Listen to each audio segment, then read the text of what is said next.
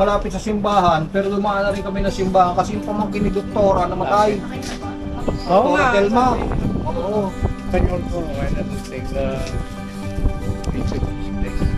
Ito mga kasampalay nyo, dito tayo tumira noon. Dahil yung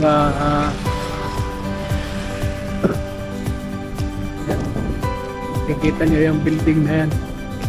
Yan tayo tumira noon. Doon sa 5th floor. Yun, yung may mga tuwalya na yun. Doon tayo noon nakatira. Araw. Ilang taon din tayong tumira dito. Mula pagkabinatang sa nagkaasawa ako. Dito na ako halos tumama yung barkada. Doon yung basketball court. Marami tayong kilala dito nung araw. So, ngayon wala na. Wala na yung tao dito. Siyempre, nagpalitan na. Hindi lang ginating yung pinapapad sa mga kaibigan matalik natin yung kala ko ba 10 minutes na lang kamo. Diana, are you familiar with this kind of egg? Ako? Never seen that. Salted egg. Yes. I love salted. We call it itlog na pula.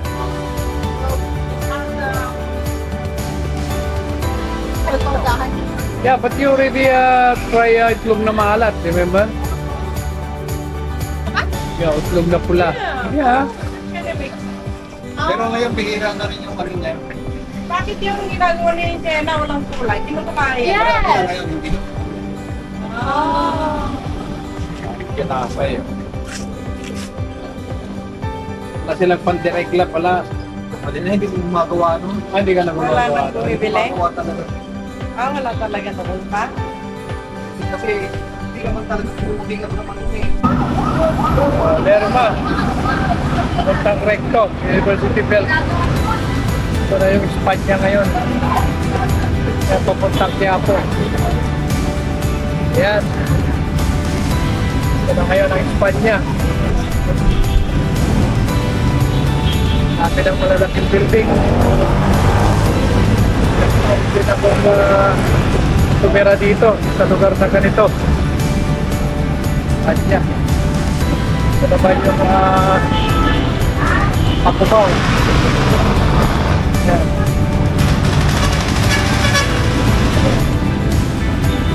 Mga nakakamiss dyan.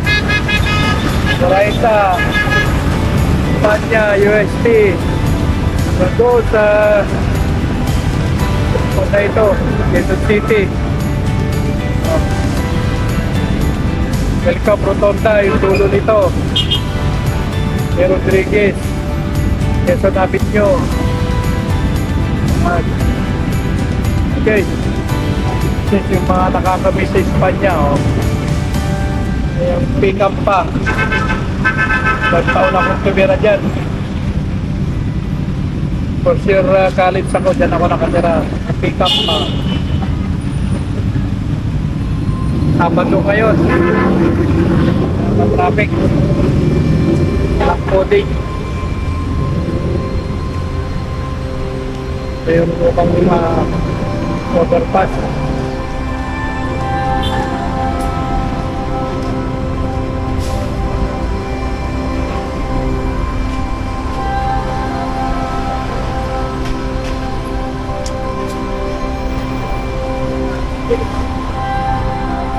Sakay tayo ng Cubao. Tayo lilipat sa Cubao.